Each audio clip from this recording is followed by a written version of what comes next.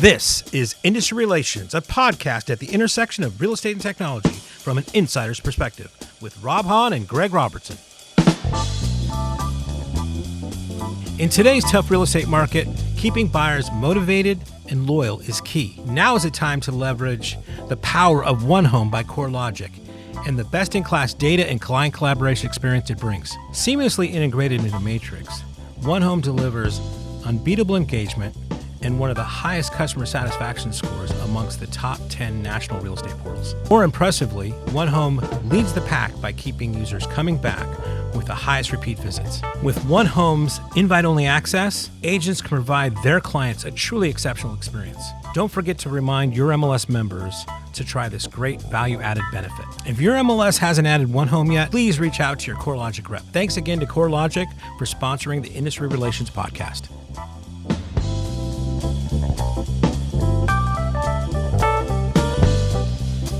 Hey everyone, and welcome to another episode of Industry Relations with Rob and Greg. This is your co-host, the notorious Rob. And as always, with me, the MAGA, Greg Robertson. No, not MAGA. Fabulous, Greg Robertson.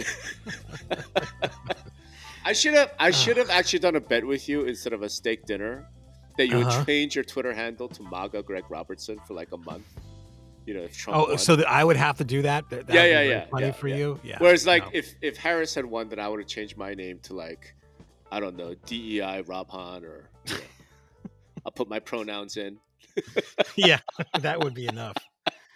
Yeah. But no, the steak dinner was won by you, Rob. So we're going to give you a steak dinner right here. Wonderful. The T for the T-bone. It had to happen because it was a T-bone. Get it? T for Trump. You are clearly signaling who you wanted to win with the T-bone. Yeah, right. Yeah. But you know, we obviously missed the Friday recording because you were traveling. So at this point, I don't think there's a whole lot to talk about. You know, with the election, because everyone else has. Although before we leave it, I did actually have a question because we're gonna find out more in the weeks ahead. But here's a 2-part question. Okay. Question 1: does the Department of Housing and Urban Development survive? Yes. Okay. Why? Well, I mean, he's going to get rid of Department of Education. He did say that. But will HUD survive? Okay, so I mean, you know, there's been a lot of talk about how much of the economy is basically run by, or you know, a lot of the GDP is coming from the government, like government jobs and whatnot, right? Would you call people who work for the HUD offices elites or working class? Elites. You think a guy at HUD makes $200,000, $300,000 a year? I don't think so. I think they're a bunch of bureaucrats. I mean, I think they're working class. I mean, you know, it was a desk job, and that's going to pay what? I don't think desk jobs are working class. Right. I think to me, it's more a matter of how much they make, and I'm not sure those guys are making a lot of money. And if you want to believe that this is, and you know, there's all signs, they got the popular vote, everything else, that this is more of a populist, you know, mandate, so to speak. You know, he doesn't want to lose working class people, and I think of those. As much as you know, they all talk about they're going to do this, and that. When they get down to it, it's like that's a lot of votes. Okay, I disagree, but okay, it doesn't matter. So if HUD survives, who will be the new secretary of HUD? I don't know. What other? I mean, how many more family members does he have? Has he ran out of those yet? I mean, maybe even another family member or something. Who would you want to see as the secretary of HUD? I don't know if that's that. I mean, has that really changed anything? Really? What do you mean? I don't know. I don't have any candidates off the top of my head. If Trump came to you, which will never happen because you hate him, but it said, "Hey, Greg, who should I nominate as HUD secretary?" Who should I nominate as HUD? Oh God, you're Yeah. asking me here right on the spot. I'd have to think. I'd have to tell you. I'd think about it. I don't have a name in my head right now. I would nominate Greg Robertson as HUD secretary. Okay, I would take that job too.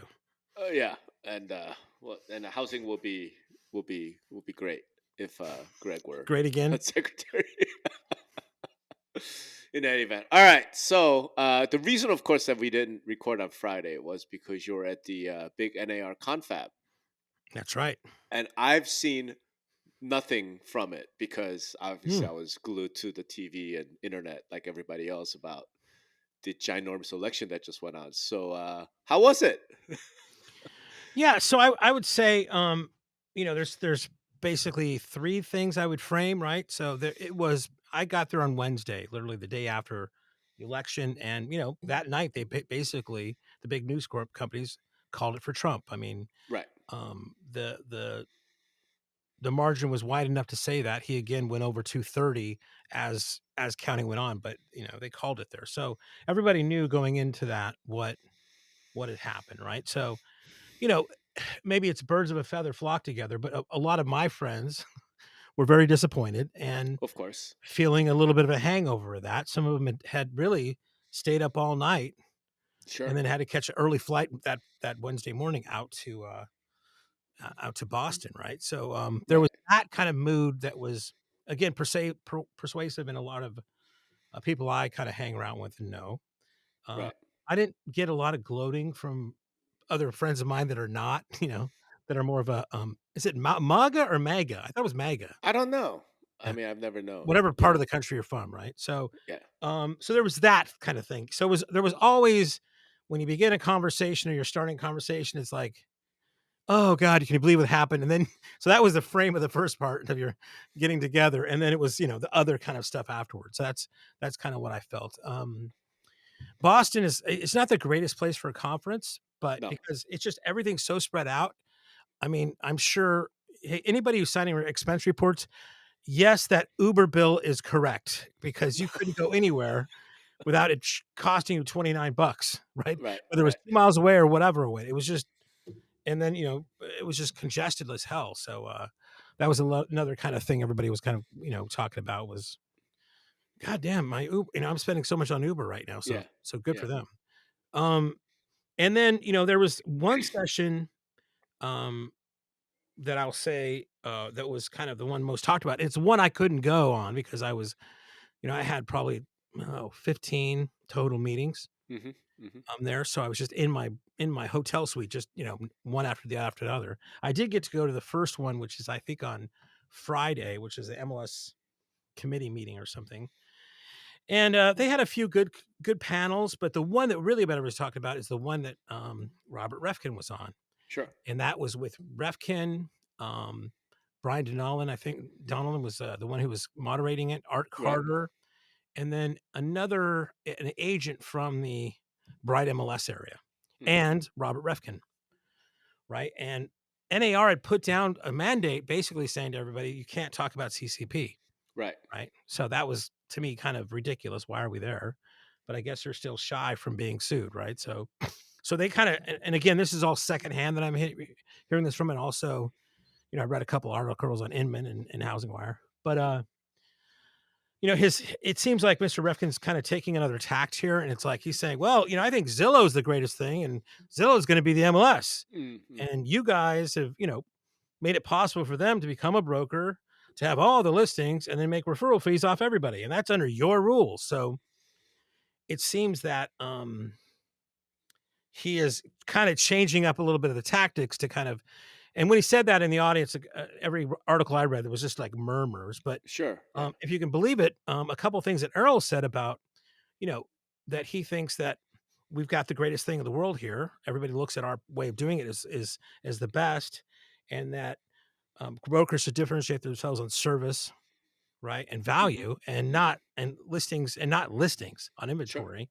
Sure. And that got some applause. So Errol Samuelson getting applause, in the den there is kind of unique to me. Yeah, I thought And Zillow was banned from attending NAR, yeah, or well, is I it mean, just sponsoring NAR or whatever I it is? guess, but I think, well, you had to be invited to get on stage, right? Sure, So he was not banned, but also sure, invited, right? So, and I heard that whole panel was very, very contentious, and Mr. Refkin didn't really look that good on that. In fact, I heard somewhere at one point some of his handlers were telling him to, just not respond or talk or something. But I heard that third hand, so that may take that with a grain of salt. sure. But it wasn't going well for him.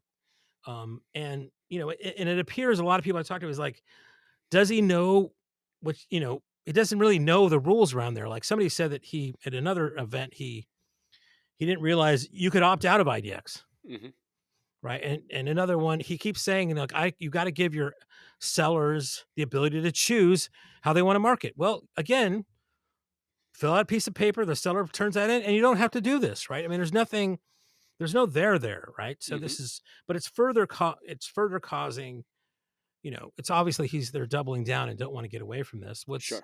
not clear to me right now is that since the rules committee or whatever it was did make a recommendation, and I haven't heard what's happened now. Were they supposed to make some sort of thing, or they punted No, that? they completely punted. Right. Okay. So All maybe I heard was mid-year. the standard corporate speak from Rodney Ganshow. We're carefully considering, and we need it to be judicious. Blah blah blah. Like motherfucker, as if you guys haven't been sitting on this for 5 years. Like, please, like no one Well, believes you. You know. yeah. I think it's I don't know what to believe anymore. Jesus, and everything. If it's coming out of someone from corporate PR, assume it's false. Yeah. Yeah. Look, if we learned anything this past week, right? It's that the old way of like spin and corporate PR and carefully crafted messaging and corporate press, like that doesn't work. Nobody buys it. No one believes you. And when you're lacking that much authenticity, like come on now. I actually think it would have been better if they just come out and said, "Yeah, we're just not going to deal with this right now because of lawsuits and other things. So we're just not doing it." You know what I mean? Like, just be more honest.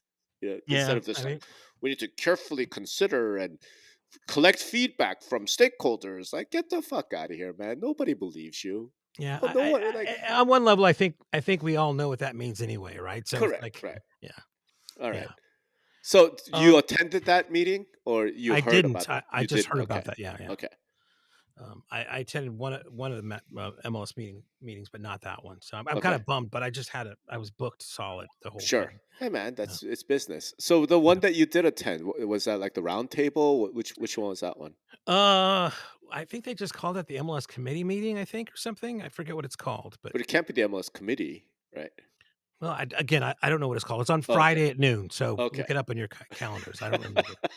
I'm like I'm just got back yesterday. So I'm running on maybe 4 hours fumes, yeah. sleep for the past Okay. So if you're for the not allowed past to talk three about days. CCP and you're in MLS, what did they talk about? Um, I think they, talked about just basically what I mean, the sessions I was on was the new normal, and they're going to have to, show more value in what they're doing. I mean, the same old, right? I mean, Okay. so there was a little bit of that. So what will they be showing as more value? Well, I think, there's a lot of the same conversations going on. I mean, adding more value to the data that they provide, providing maybe different levels of service. Hmm. Those types of things. Nothing really. I think these are just ideas at this point, but because, I mean, let's be honest, the thing hasn't even been totally. Is it the 16th or the 22nd when it gets finally ratified or something, right? The final approval, yeah. Which Yeah. it's gonna So happen. Yeah. yeah, well, it looks like this judge is just rubber stamping everything, right? Pretty So much. I yeah, actually read through the opinion of the final approval for the Gibson lawsuit. hmm, And it's like, yeah, nah, Judge Boo is tired of it. He wants to get it over with. Like, yeah. ain't nothing derailing that train. I mean, the only thing that could possibly do something is if like the Department of Justice comes in with a hammer. But I don't see it, man. Well, but didn't I mean? I was talking to somebody who's more inclined with the legal Yeah, timelines and stuff. But I mean, the DOJ or FTC they passed the deadline to it's do a possible. Yeah, comment, right? yeah. So I I mean, don't even know. Right. So that's yeah, what I'm saying. No, this thing is going through. So yeah. you know, yeah. All right. So not that useful then. Well, I think, I mean, to me, it's there are really, I put a meme up there. You know that meme that has the dominoes, Yeah. I right? saw that. Yeah.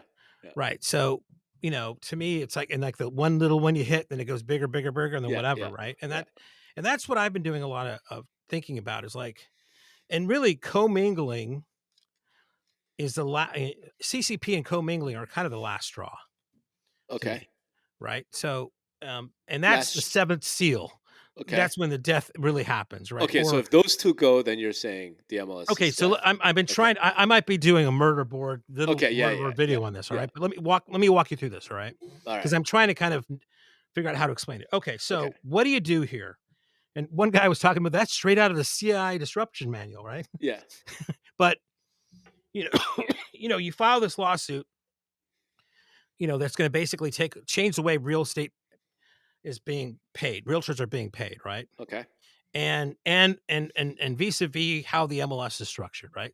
So Okay. think about the star chamber, right? Who's in the star chamber, right? He's the guy at the head of the table. All right, they're making so much more money in Europe and everywhere else than the US. We gotta blow this shit up, right? Yeah. So first step is let's file a lawsuit that changes the way that realtors are compensated and basically, disrupts the MLS industry at the same time, right? Mm-hmm.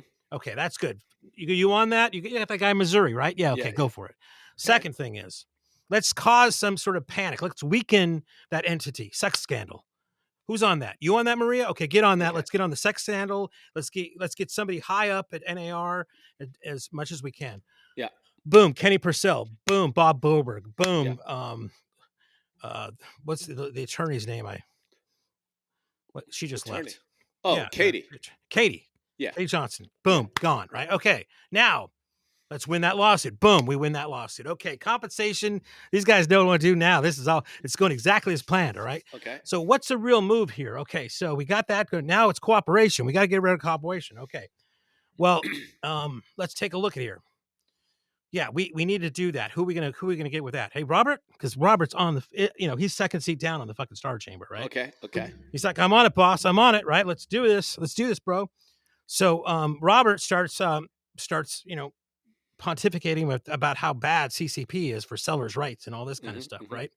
Meanwhile, there's another contingency going on, and that's about commingling, right? Because as Zillow wants that down, right? Of course. Zillow wants that down because they want more of the site of it is about housing rather than purchase and rent, which you have to have on a separate tab. If they take away the commingling, you can put the rentals in there as well. Sure. But think back to what Mr. Refkin's trying to do. He's trying to kind of be able to market the properties any way we can without having to deal with the MLS. If commingling goes away, right, he can now he doesn't have to participate in the MLS, That's right.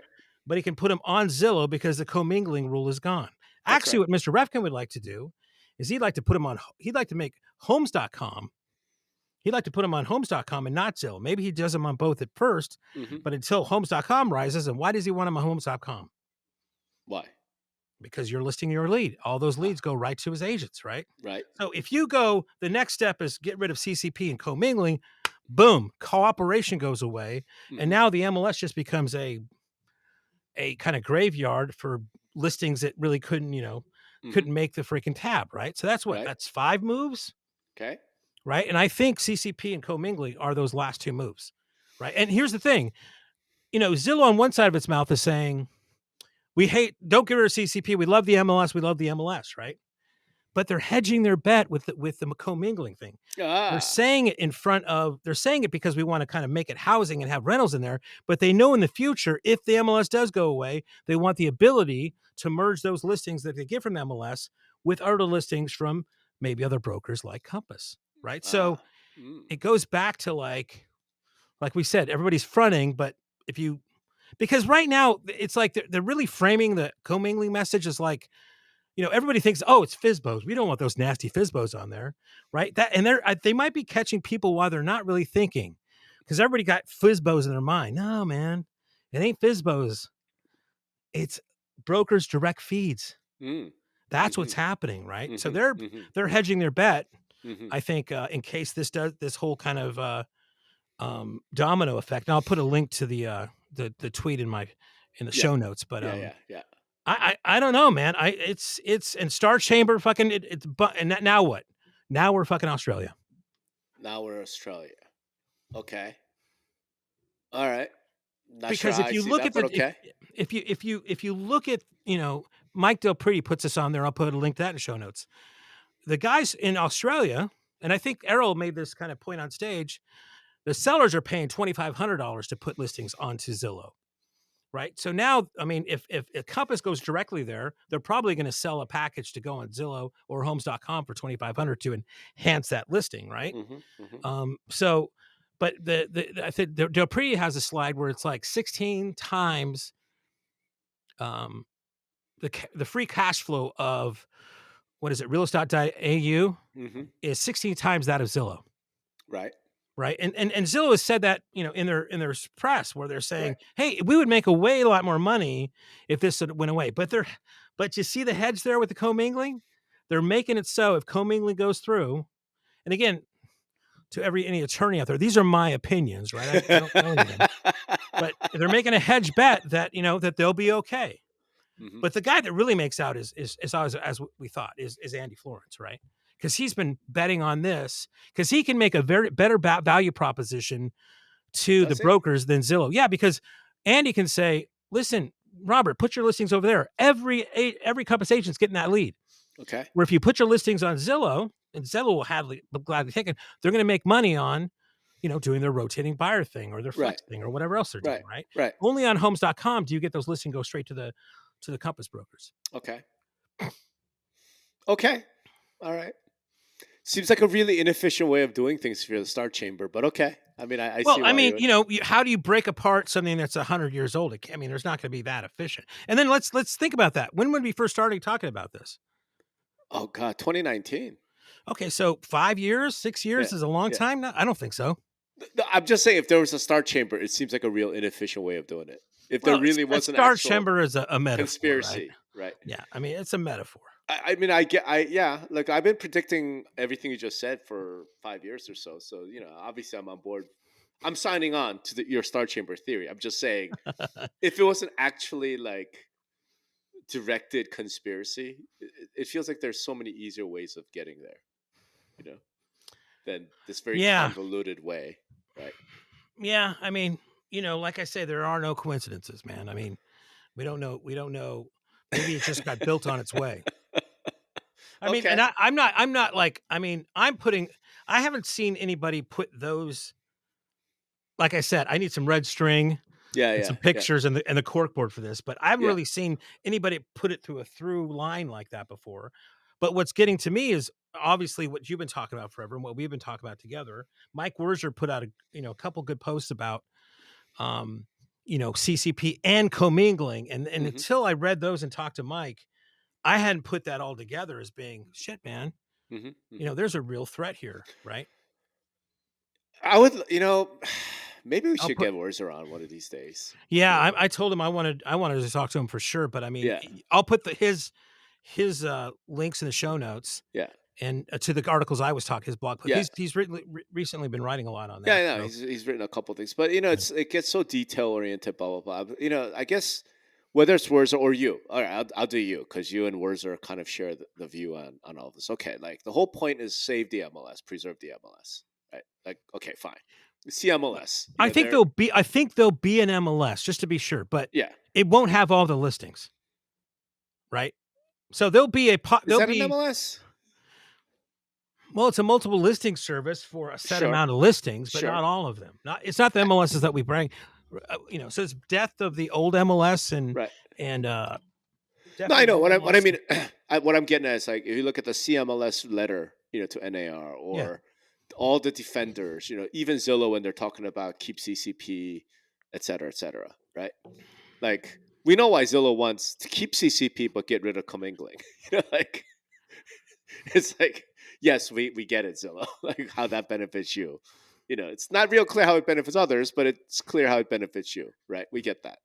But well, I mean, let me just take that real quick. I mean, sure. I certainly agree that it would be a much better user experience for the consumer. Of course. If I was going to go onto Zillow and see all the available inventory they had for rentals and all the available inventory they had for purchase on Sure. one single Sure. search experience. Sure. Absolutely, I get that. Sure.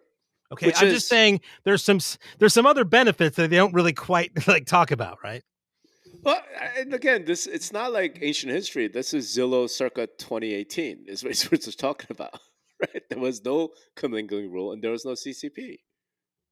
Yeah. Right. So this wasn't ancient history. This isn't like, so we kind of know what that looks like. Well, one thing, and let me go back real quick before you go forward. Also, in this Refkin kind of panel, Refkin was talking about, they want to get rid of days on market hmm because it hurts the seller, and hmm they want to get rid of, what was the other?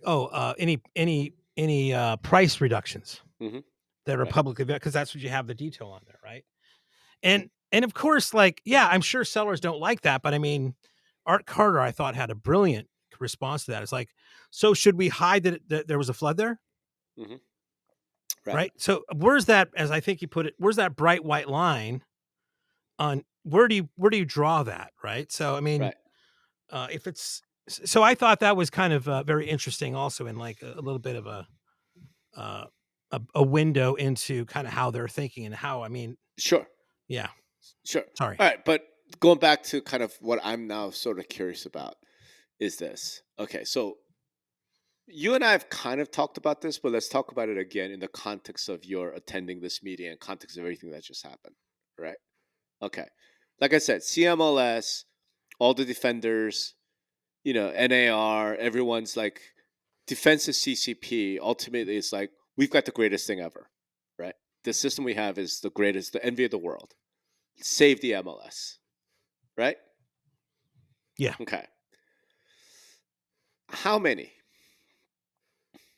In other words, like the question I would have for Wurzer, the question I have for you is, okay, fine, let's save the MLS. How many should there be?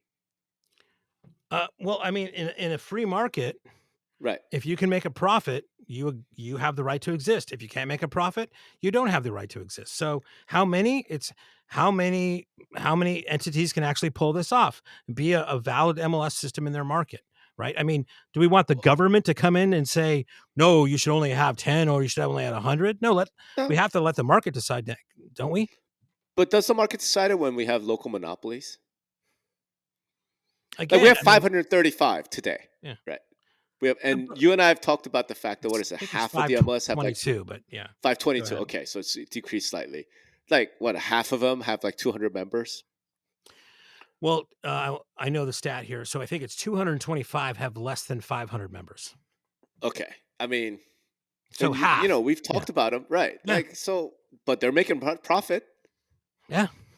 I mean, their Is brokers that are the system completely we in want? charge. Their brokers, most of the time, the brokers are completely in charge of shutting that down or keeping it going.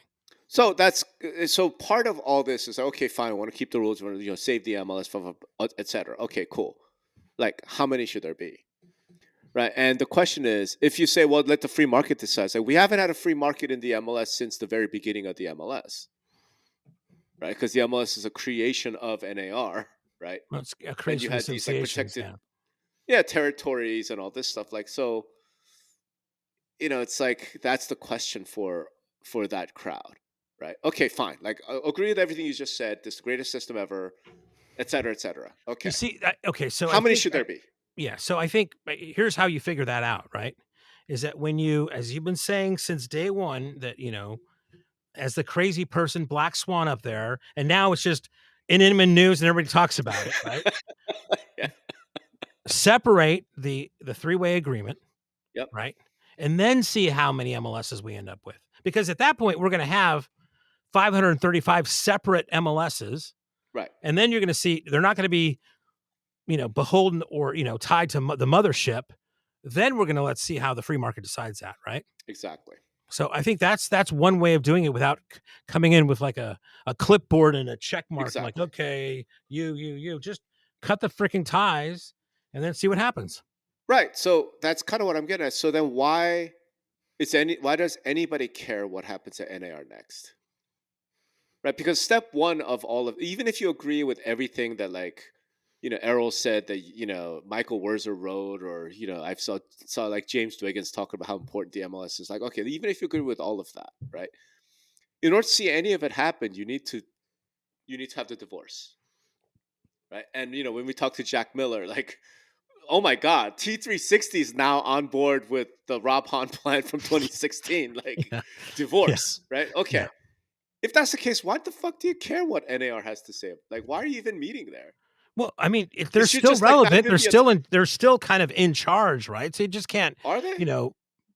I think so. I mean, is the three-way agreement gone? No, the three agreement is just the associations. Well, it's agents and everything else, right? So No, it's the local, state, and the national. Like when you join one, you join all three. That's right. the three agreement. The Realtor Association control over the MLS is a totally separate thing. Well, Right? And that would happen at I the think local level. that's a big reason why it's been there so long, right? Because of that revenue, right? Well, of course, because the revenue, there's all sorts of reasons why that systems exist. I'm just pointing out, even if you said, okay, fine, like MLS, it should be this, that, and the other thing, whatever, it should be preserved. Okay, cool, we're gonna preserve it. But there are 522 of them. Once you divorce, then you're going to have a free market, right? Okay, well, we haven't had that, so we could say should, etc. But quite honestly, it's like we won't know because we've never had it. Do you know what I mean? It's like the idea of the free market. We've never had the free market in the MLS, so why are we even talking about it to some extent? You know what I'm saying? Well, I guess we just shouldn't talk about it then. Yeah. I mean, what are you talking about? I mean, of Here's why I'm course we should bringing be this up. talking about it. Here's why I'm bringing this up. NAR says no conversation about CCP. NAR says whatever. And I saw an Inman report where CMLS, Deanna Hall, the CEO, the chair, I guess, of CMLS, Mm-hmm. was quoted in Inman saying something like, "We only ask questions that we agreed to, with NAR in advance, so we didn't cover CCP." And I'm kind of like, should anybody care what happens to NAR? Shouldn't all this be happening at the CMLS event? In other words, like, if you're the MLS, you need to divorce the Realtor Association, right? Like that's step one. Okay, so do that. And then you should probably meet with each other to be like, hey, how do we add value? How do we do this now? Should we have commingling? Should we have these rules? Right? Without, like, what do you care what NAR has to say about it? That's kind of what I'm getting at. Do you know what I'm saying? I think that Like, the commingling ownerships, and CCP are NAR right? rules, right? Why does any MLS care about what NAR's rules are, knowing you have to divorce them? Right? Like, that's coming. That's clearly coming. And even Greg Robertson and T360, and I bet if we asked Werzer, he might agree too. Yes, we need a divorce between the association and the MLS. Okay, cool. We all agree Well, that that needs it's to happen. easier said than done, though, right? I mean, because of the Yeah, ownership structures and everything else, right? So right. I think if you're gonna make that actually happen, Yeah. you're gonna have to work within the system it has now because they're so linked together, right? And it's gonna be at the combination of like, okay, we're divorcing, but you're still equity owners of this Mm-hmm. MLS. You don't Mm-hmm. have any decision makers Mm-hmm. in there. You don't make policy, you don't make decisions, but you're still an equity owner. We'll buy you out for a certain amount of time so you Mm-hmm. have time to kind of rejigger Yeah. yourself, right? Right. And then after that, it goes on. You have maybe you're in charge of some rules request committee or whatever, right? But you Whatever have it no is. ownership structure. Yeah. You have no ownership Yeah. in this. I mean, not ownership, but you have no voting rights as to far I, as how we do policy, right? And that's a hard that's thing for it'd be people to very swallow. interesting. Yeah, And that's that's my hard. point. Shouldn't that be the discussion at NAR next in Boston? Well, you know what? I mean, that is the discussion going on. It doesn't go on It is. Okay. stage, Okay. right? Right. I That. know. I know in all the meetings I have, Yeah. right? Because they listen to us and they go, what do you? I mean, so part of my half my conversation is like responding Mm-hmm, to your nutty ass to other people. mm-hmm. What did Rob mean by this? I'm like, well, let's look at it this way. Oh, okay, yeah. So no, those discussions are happening, Rob. I mean, they might not happen on stage, but they're happening. I mean, And I that talked to some MLS. that right there, Greg, is what makes you and me valuable, because we're willing to publicly discuss all of the Yeah, hallway conversations, the backroom conversation, right. without stabbing anyone in the back, without throwing anybody under the bus. we know those conversations are happening. No, and I had, at least with one MLS, they were working on a plan. They were working on an ownership structure. They were working on how to do a payout correctly so that they didn't want to like kill them. And then, and then I saw a freaking org chart where, you had where they are at it. So it's happening in some places. Yeah. It's just, it's not, it's delicate situation in some places. Sure. Yeah, it's delicate because, everyone hates conflict, but, And again, some of these, you've been there before. Of I mean, course. I've seen maybe 4 of them, but the ownership structures of some of these MLSs or some of the associations is just Byzantine, to say the least. They are. Right. I mean, They are.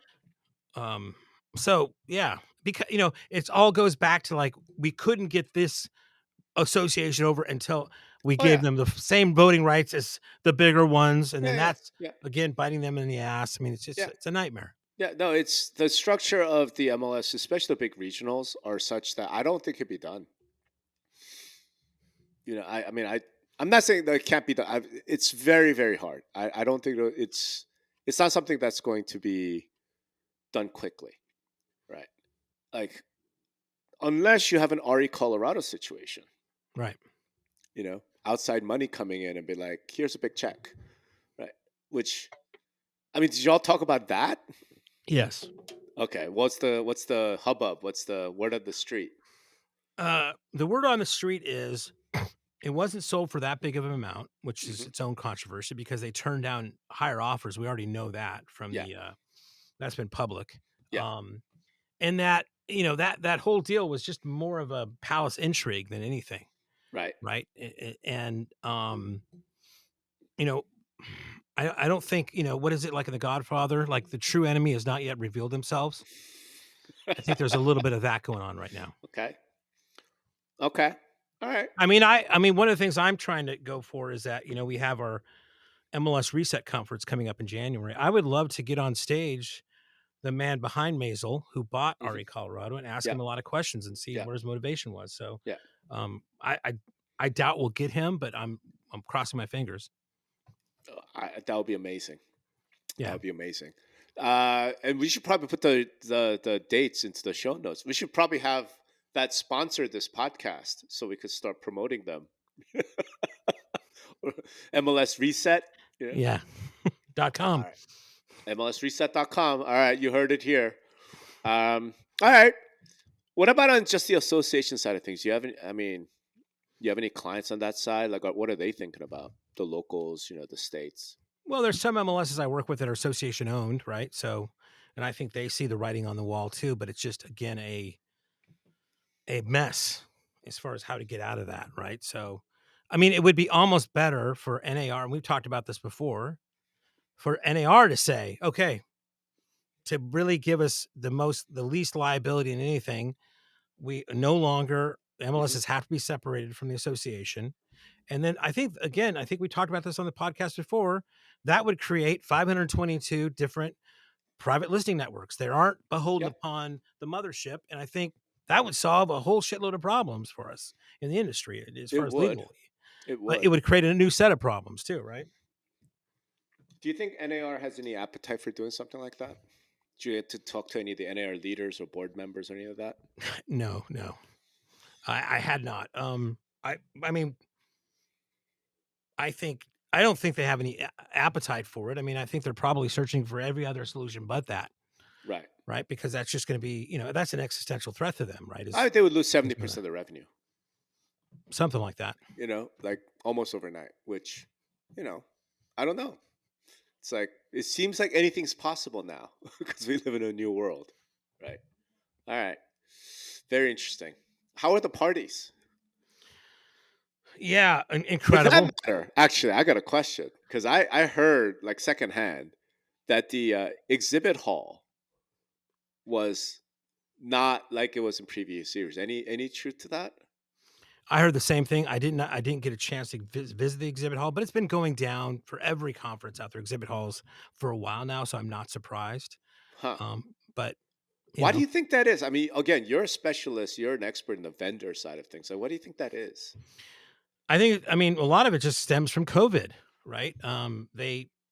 this used to be for me at W&R, we were a big belly to belly business where we'd go to trade shows, we'd go to do presentations at offices and Right. associations and everything Right. else.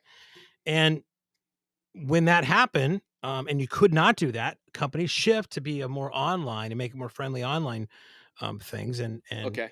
I think also consumers really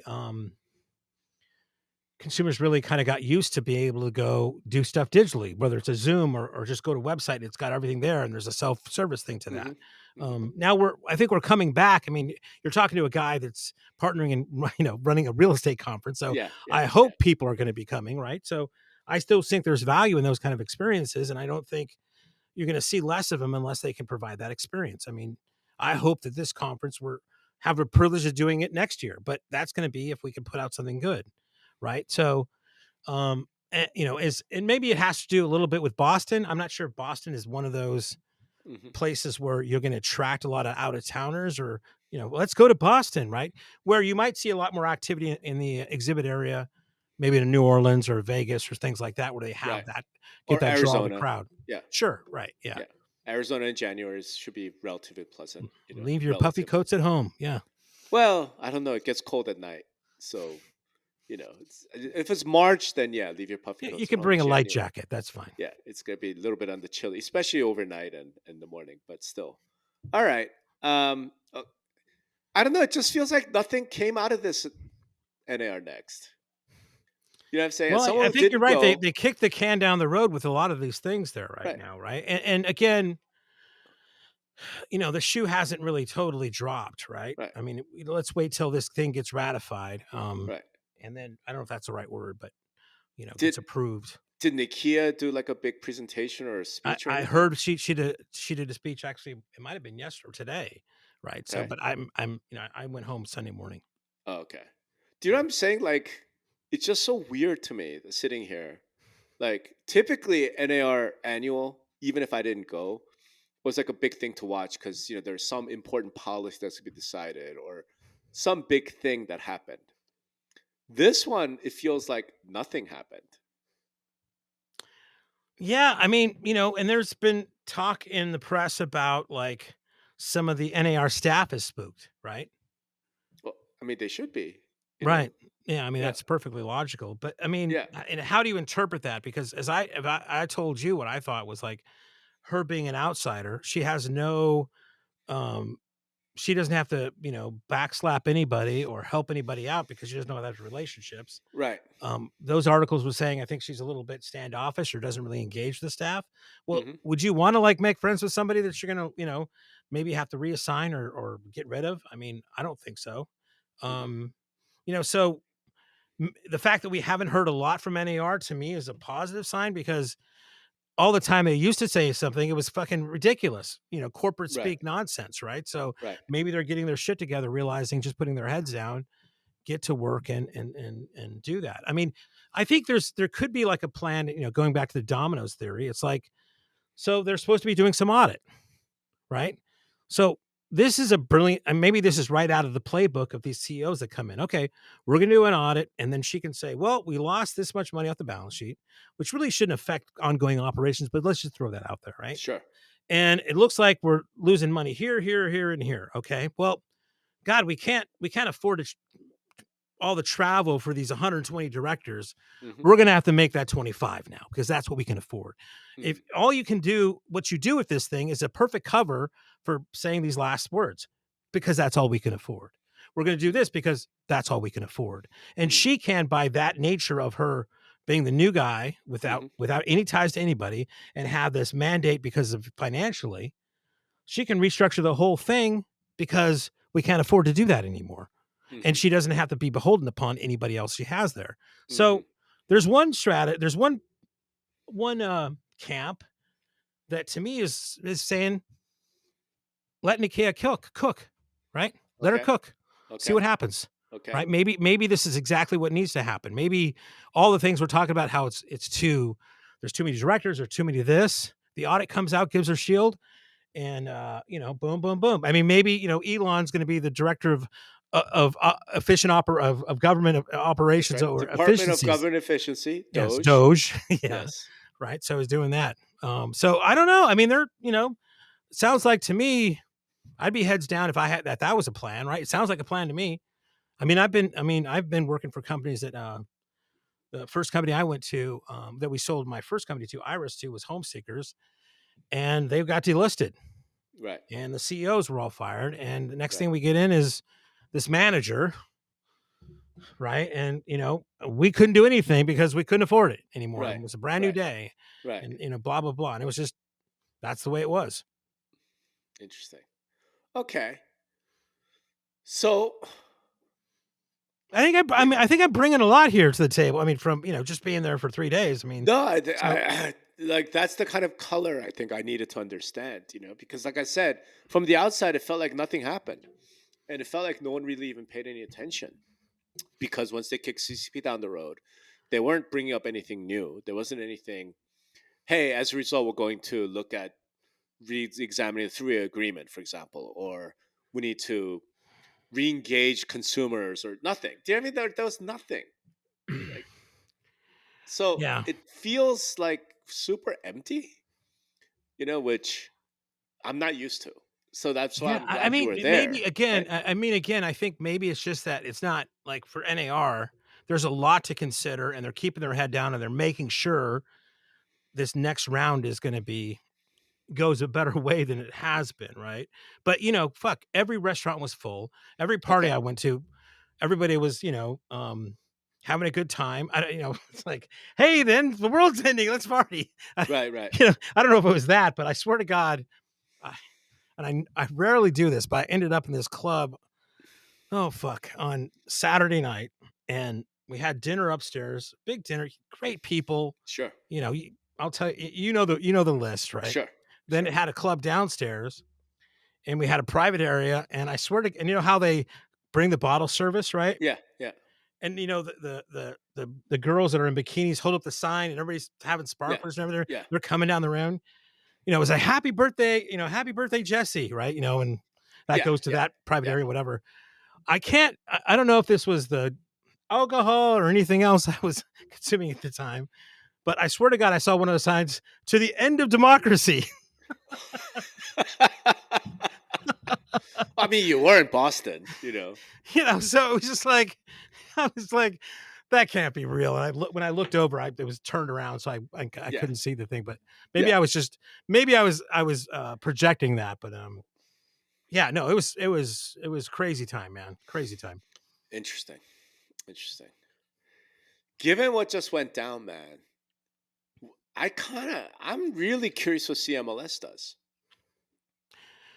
Well, I mean, their Right? conference isn't until October of next year, right? So I mean, Understand. I and know, they but did just issue a letter saying that they're in favor of CCP. Now, right. one could say the fact that NAR, as you said, if they're not doing anything, they're kicking the can down the road. The powers that be got what they wanted. They got. I mean, when you're not going to make a decision, it stands the way it is, and that's a win for the keep CCP crowd, right? I guess so, but like Council of MLS is supposedly an independent body. Of MLSs, yeah. Right. And if we already know that the divorce has to happen, do you know what I'm saying? Like that would make CMLS super important.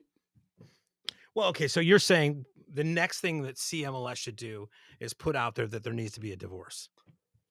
And start Because having they haven't said that. Right. And it's like here's the model rules for MLS from CMLS, not from NAR. Who gives a shit what NAR thinks?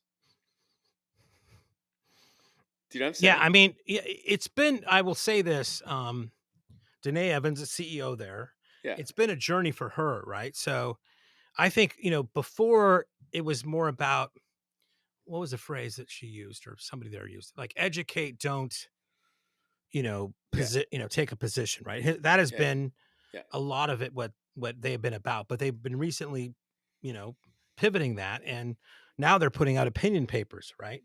Rather than best practices, right? So, Kind of. Yeah. Maybe that would be another thing that they could, write to NAR about. I mean, who knows? I'm just saying.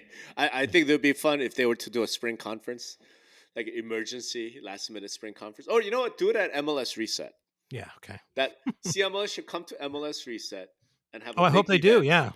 big panel discussion, big, like meeting, official CMLS meeting, and just vote, should we leave NAR? I'm sure all the people that are, that are on the board are going to be at MLS It's the Reset. same people. So like, that's the, or they could do it. I mean, there's another conference after that, which is the Clarity CoreLogical one. They could do it at that one too. Either one, whatever's most friendly to them. Right. In fact, they should probably sponsor MLS Reset and Clarity both, and just get like a 4-hour block where they could have a CMLS meeting, because it's the same crowd. Well, you can do it. You can do it the day before, day after. That's easy. Yeah. It's really easy, and they're just like, hey, let's have a meeting and discuss whether we should leave NAR. Like, because if things go the way I think they're gonna go, where you're telling me they're gonna go, then CMLS could become a very important organization. Well, they are an important organization. I think it took some leadership to put out that letter to say we're against CCP. Please. Or it's for CCP. Sorry, not against. Please, come on. No one expected them to say anything different. It might have been just crib from NAR. Like, come on. It was weak. I don't think so. I think it was very, very weak, that letter that they put out with very little justification, no original research, no. In fact, I don't even know that they took, they really sought the opinion of their membership, and I don't know. But you end it with like the last remaining pillar of value for the MLS, it's mandatory submission. It's like, oh boy, that's not the way. However, things could change. That's what I'm saying. So if they were to come to MLS Reset and have like a, half day, all day thing, you could tell them like, here's how you could add value. Here's how you can move forward. Right. Again, I think cooperation, right, to me is the last thing here. And as I explained there, and I want to script this out and be more clear about it. But what I started with of that domino effect of getting rid of CCP and then co-mingling, really, it's very clear to me now of what happens, right? So I think those are the hills we're going to die on, right? And I'll have to murder board this thing out and see what happens, right? I can't wait to see the domino murder board. I think that would be the next thing for us to investigate. All right, listen, I kind of wish I'd been there. There's absolutely no freaking way that I'm going to NAR event, especially not in Boston. But there's a part of that wishes I could have been there to get the vibe, because the vibe is important. The culture is important. Zeitgeist is important. Yeah. And obviously NAR event is going to draw all of the NAR junkies, right? Yeah. But even so, I'm just kind of curious, like how they're seeing this. Do you know what I mean? Even when I think the way they've been going for a while is not great, like, could this be changed? Could this be rescued? Could this be reclaimed? Right? And I kind of wonder, and I kind of feel like it could be, but it depends on the vibe. It depends on what the people there were feeling and thinking and talking about. Are they festive? Are they defiant? Are they energized? Like, I'm not getting that vibe. I think we rent out. Here's my idea, right? We rent out a room at the Omni Shoreham Hotel for 2 hours, maybe right before happy hour. Okay. Right. So we rent out a room there. We have our own kind of like, put your fucking cell phones in this bag. Yeah. Everybody have a seat. We're going to talk for an hour about what we want to talk about. Right. And then after we're done there, we go right to the lobby bar at the Shoreham Hotel or at the Omni there and continue the conversations. All right. Where is this Omni Shoreham Hotel exactly? It's for mid-year. Sorry. So for mid-year. Okay. Yeah. Okay. Yeah. All right. You heard it. Greg will be renting out a room at the Omni Shoreham. I thought this is a partnership, buddy. Come on. Greg and I will be renting out a room at the Omni Shoreham, assuming NAR lets me in the near vicinity of the event, and then we will do the secret joint session. We'll have to call it something kind of fun too, right? Yeah. Industry Relations Live, except nothing will be recorded. So yeah. Secret relations. Secret relations. Secret industry relations. Yeah. Exactly. All right, brother. Well, welcome back. I think we'll be back to our regularly scheduled programming, this Friday. I'm sure something will pop before then. Who the hell knows? My voice might be back then. I might be more cogent. Yeah. And you know what? Let's do another bet. Okay. We began this with. How many steak dinners am I going to owe you, for Christ's sake? Well, no, it's because you owe me one, so I'm going to try and get it where I owe you one in exchange, right? I'm going to make a ridiculous bet. Okay. Okay. I will bet you a steak dinner that HUD will actually be eliminated. Oh, no way. Exactly, right? All right, so, I'm in. See, that way we could, get rid of that steak dinner that you owe me. So. Okay, so that's going to be HUD, you say? Okay. Right. I think housing and urban development will be eliminated. When? When? By end of this year. I mean, eliminated. Yeah. Yeah, I'm winning that. Okay. He's not even going to be president then. He'll be president. No, I mean by the end of next year. I'm sorry. Next year. Okay. Yeah. No, he has to be in power, obviously. Yeah. So okay. by the end of 2025. 2025. Okay. All right. Yeah. Yeah. I want to give you back a dinner. I've got a list here. I think I might be one of the plus column too. So that the last one might have evened us out. Yeah. So we got to keep a tally. We're very bad at keeping track. So yeah, I want to get out to Vegas before the end of the year and please do. Get Jen out there. But please do. Let's make it happen. Getting closer. Do one of these live, and when you do a live stream and then answer questions, sitting next to each other, that'd be fun. That would be fun. All right, everybody. Thanks for tuning in. Thanks for everybody. All right.